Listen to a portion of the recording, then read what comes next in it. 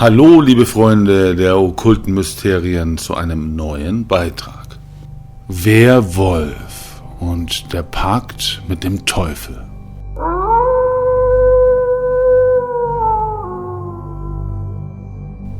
Willkommen in einer Welt, in der die Dunkelheit ein treuer Begleiter ist und der Pakt mit dem Teufel nicht nur ein Mythos, sondern eine erschreckende Realität darstellt.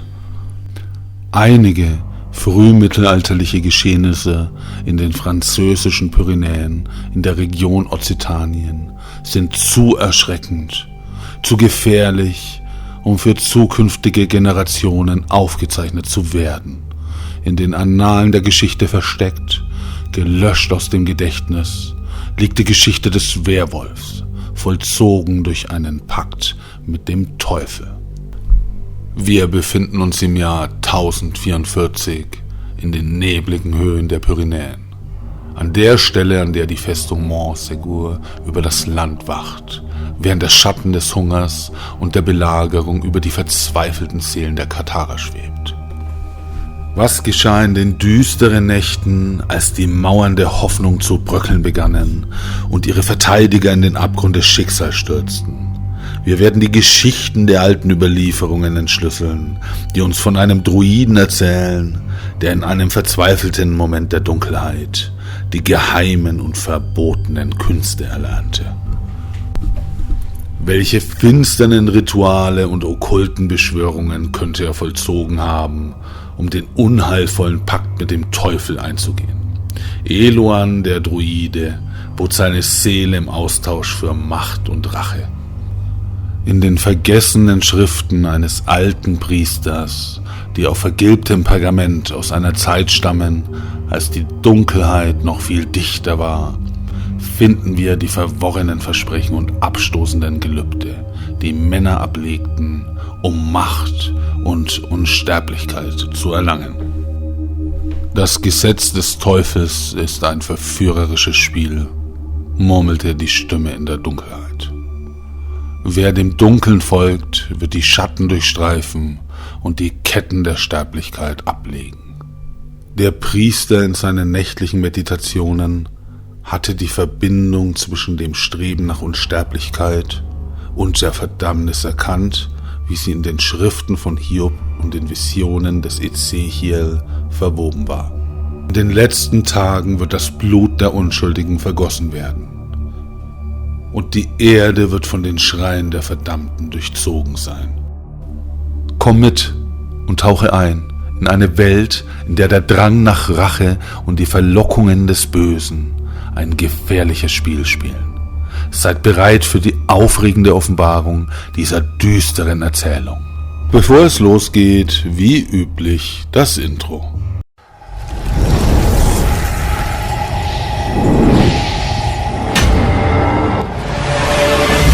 Okkulte Mysterien. Zu jener finsteren Epoche, als die menschliche Zivilisation unaufhaltsam vordrang, wurde die Wildnis zu einem bedrohlichen Feind, der bezwungen und unterworfen werden musste.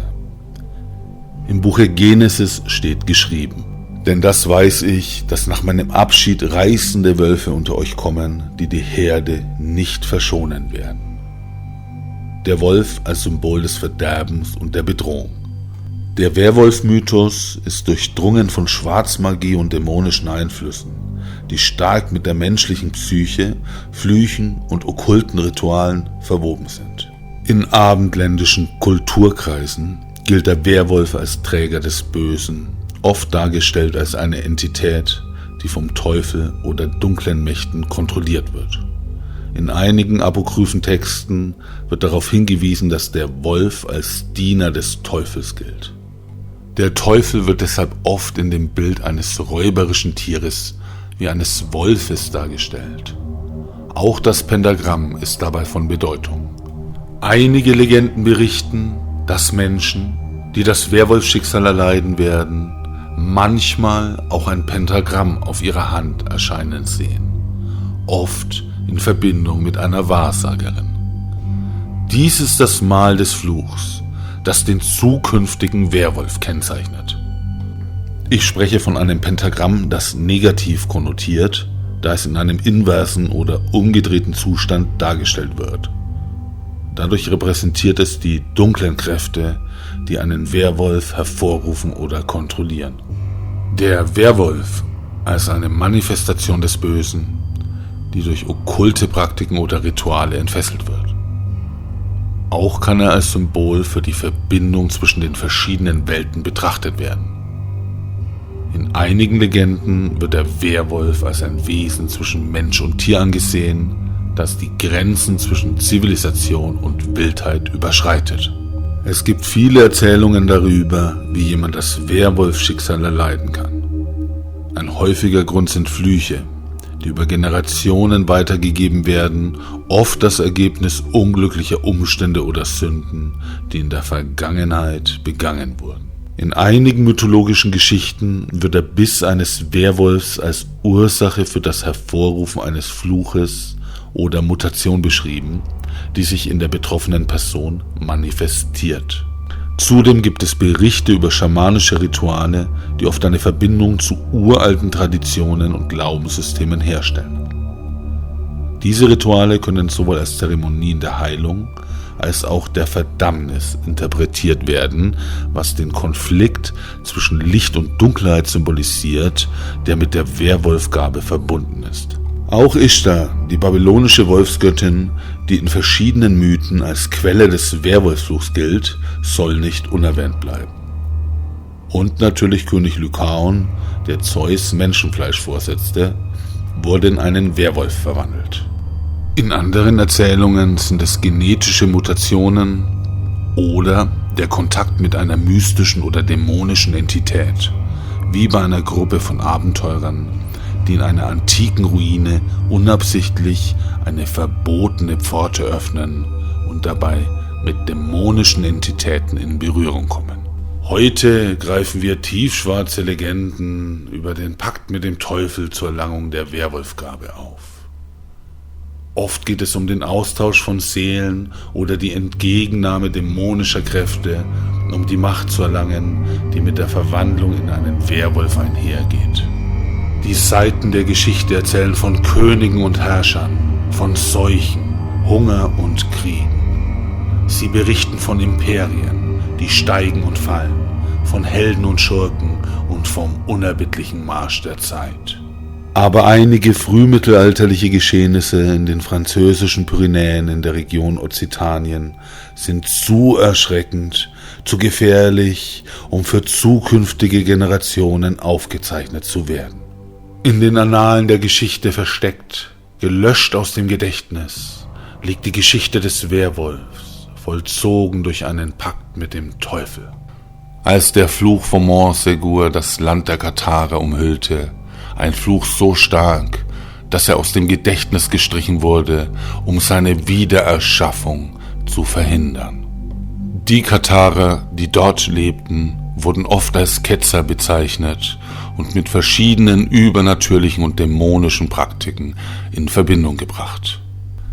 In den nebligen Tälern Südfrankreichs, wo die Schatten länger wachsen und die Dämmerung ein heimliches Reich des Okkulten entblättert, erhob sich eine Bewegung.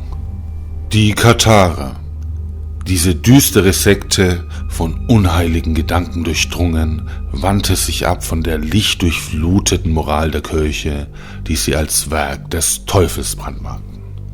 Sie glaubten an eine dualistische Weltanschauung, wo das Licht gegen die Dunkelheit kämpfte und die Seelen der Menschen in einem ewigen Spiel zwischen Leben und Tod gefangen waren.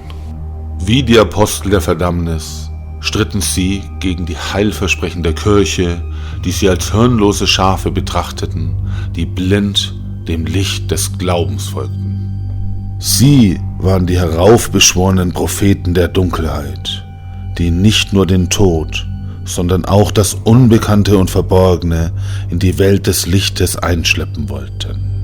Ihre Stimmen hallten durch die Finsternis und verkündeten das Ende einer Ära, in der das Himmlische im Kampf gegen die Höllenfeuer der menschlichen Schwäche stand.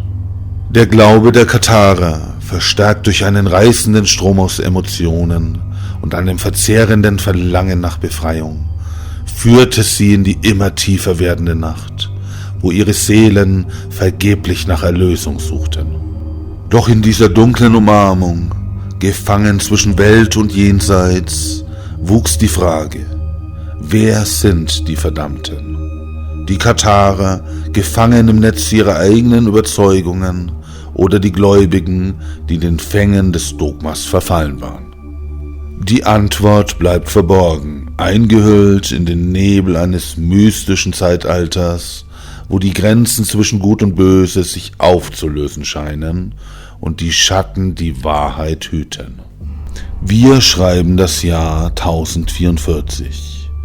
In den Gebirgsregionen des mittelalterlichen Europas herrscht ein König namens Balduin, ein Mann von eisernem Willen.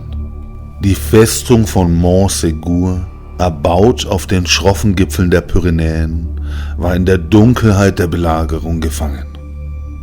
Dichte Nebel umhüllten die Steine, wie die Seelen der Verzweifelten, die hinter deren Mauern lebten. Sie hatten sich zurückgezogen in die letzten Bastionen der Hoffnung, als die feindlichen Truppen sie umzingelten, ein Meer aus Eisen und Gier, das unaufhörlich gegen die Tore drang. Hunger nagte an den Gliedern und die Schreie der Verletzten hallten durch die hallenden Gänge der Festung. In dieser düsteren Stunde, als das Licht der Vernunft zu verblassen drohte, wandte sich ein Druide, bekannt als Eolan, dem Verborgenen zu. Eolan hatte sein Wissen aus den tiefsten Tiefen der uralten Überlieferungen geschöpft, von den verbotenen Künsten, die in den Schatten lauerten und in den Legenden der Vorfahren verborgen waren. In der Finsternis seiner Kammer, umgeben von feinen Leinenrollen und dem kalten Duft von Wermut und Myrrhe, sprach er die uralten Worte, die niemand je wiederholen sollte. Der Pakt mit Satan, einem Namen, der auf den Lippen des Sterblichen wie geschmolzenes Eisen brannte. Er bot seine Seele in der Hoffnung auf Macht. Die Macht, die Freude an der Rache fand und durstig in seinen Adern pulsierte. In einer Welt, in der die Dunkelheit überhand nahm, war Eolan, der Druide, bereit, alles zu opfern. In den vergessenen Schriften eines alten Priesters, die auf vergilbtem Pergament aus einer Zeit stammen, als die Dunkelheit noch viel dichter war, finden wir die verworrenen Versprechen und abstoßenden Gelübde, die Männer ablegten, um Macht und Unsterblichkeit zu erlangen. Das Gesetz des Teufels ist ein verführerisches Spiel, murmelte die Stimme in der Dunkelheit. Wer dem Dunkeln folgt, wird die Schatten durchstreifen und die Ketten der Sterblichkeit ablegen. Die Saiten flüstern von alten Prophetien, die in der Heiligen Schrift verborgen waren, wo es hieß: Denn der Mensch ist das, was er denkt, und seine Taten sind das Echo seiner tiefsten Wünsche. In diesen uralten Worten lag ein grausamer Wahrheitskern, der oft übersehen wurde. Der Priester in seinen nächtlichen Meditationen hatte die Verbindung zwischen dem Streben nach Unsterblichkeit und der Verdammnis erkannt, wie sie in den Schriften von Hiob und den Visionen des Ezechiel verwoben war. In den letzten Tagen wird das Blut der Unschuldigen vergossen werden, und die Erde wird von den Schreien der Verdammten durchzogen sein. Diese verzweifelten Worte schimmerten in der Nacht wie ein schwaches Licht und trugen doch die Hoffnung auf Erlösung in sich, gewoben in den Fluch des Verdammten. Sein Körper wird zum Gefäß der Grausamkeit, ein lebendig gewordener Albtraum, der jagt und zerreißt. So sprach das Flüstern des Gelehrten in einer schaurigen Klage, die durch die Jahrhunderte drang, um die Seelen der Unwissenden in die Fänge des Werwolfs zu führen, geboren aus dem unheiligen Pakt. Als das Feuer seiner Bitte in die Lüfte stieg, fühlte er die Kälte des Abgrunds sich um ihn wickeln, verführerisch und verhängnisvoll. Stimmen flüsterten ihm und drängten ihn in die Dunkelheit. Und während die Nacht sein Versprechen entgegennahm, erfüllte ihn eine Kraft, die sowohl schrecklich als auch berauschend war. Für den Werwolf bedeutet Blut eine Verbindung zu einem uralten Fluch, der die Seelen der Verdammten gebunden hält. Wie Kain, der seinen Bruder Abel erschlug und mit der Last der Sünde beschwert lebte, so trägt auch der Werwolf die Narben seiner tiefsten Verfehlungen. Jedes Mal, wenn er den unmenschlichen Schrei ausstößt, hallt das Echo der verlorenen Unschuld und der unstillbaren Begierde nach Rache und Erlösung durch die Nacht. Blut, um das Versagen der Menschlichkeit zu kennzeichnen. Blut, das die Fäden des Schicksals webt und die untrennbare Verbindung zwischen Leben und Tod zelebriert. In der dunklen Umarmung des Waldes sind die Geschichten verwoben, Erinnerungen an verlorene Seelen. Daher, o Wanderer der Nacht, wage es, die Geheimnisse zu ergründen, die im Geplätscher des Blutes und im Geheul der Bestien verborgen liegen. Eolan fühlte, wie sich seine Knochen dehnten, seine Muskeln pulsierten, sich in etwas Übernatürliches verwandelten.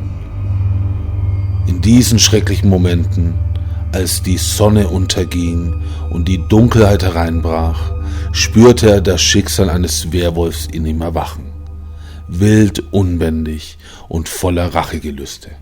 Er blieb eine kurze, quälende Zeit in seiner Kammer, während die Wände um ihn flüsterten. Gedanken über Macht und Vergeltung wirbelten in seinem Kopf, alte Feindseligkeiten, die nie gelöst waren. Sein Herz pochte wie der Trommelruf zum Krieg, der die klirrenden Ketten seiner Gefangenschaft sprengte. Endlich, von einem unbändigen Drang getrieben, öffnete er die schwere Holztür und trat hinaus in die Nacht, die von einer blutroten Sichel des Mondes erleuchtet wurde. Sein Körper transformierte sich vor dem brennenden Blick der abendlichen Winde. Seine Gliedmaßen verlängerten und bedeckten sich mit einem pelzigen grauen Mantel. Ein Knurren stieg aus seiner Kehle, wie der Ton des Donners, der das bevorstehende Unheil ankündigt. Der Werwolf, geboren aus dem bedrohlichen Pakt mit dem Dunkeln, ließ die Ketten seiner Menschlichkeit hinter sich. Wie ein Schatten schoss er zwischen den Bäumen hindurch, seine Sinne geschärft. Jeder Duft, jede Farbe, jeder Laut verwandelte sich in eine symphonische Melodie der Instinkte. Er wusste, dass die Belagerer, die draußen warteten, in ihrer Überzahl waren, doch ihre Zahl bedeutete nichts gegen die Wildheit, die in ihm loderte.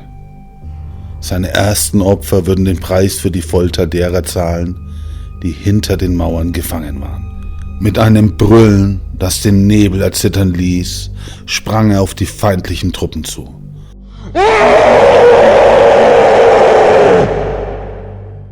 Eine dunkle Silhouette im Mondlicht, gewaltig und gefürchtet. Seine Krallen schossen durch das Leder der Rüstungen und reißenden Fleisch, während er die Schreie des Schreckens, die von den Lippen seiner Feinde drangen, genoss. Eolan war nicht länger ein einfacher Druide. Er war ein Zorn, ein Vergeltungsakt, und in diesen Blutträumen fand er seine Freiheit. Die Belagerer, die sich gegen die Mauern drängten, verloren den Mut und wurden von Panik ergriffen. Aus den Schatten trat der Werwolf hervor, seine Augen glühten wie zwei glühende Kohlen. Er verwandelte die endgültige Flucht der Feinde in einen Strudel der Schrecken, der sie bei Nacht und Nebel erfasste und in den Abgrund der Angst stürzte.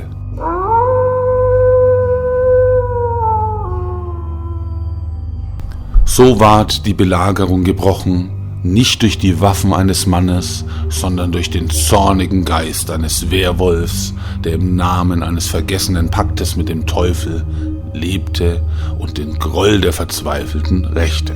Die Geschichte dieser Nacht wird niemals in die Annalen eingetragen, denn ihre Dunkelheit ist zu tief, um von den Mundarten lebender Brust zugetragen zu werden. Doch die Legende von Eolan, dem Druiden des Werwolfs, wird in der geheimen Dunkelheit, die der Mond nur flüchtig erhellt, ewig leben. Falls ihr noch mehr zu dem Thema sehen möchtet, lasst es mich in den Kommentaren oder mit einem Like wissen. Und falls du den Kanal noch nicht abonniert haben solltest, dann lass unbedingt ein Abo da. Bis zum nächsten Mal auf unserem düsteren Pfad durch die Welt der okkulten Mysterien.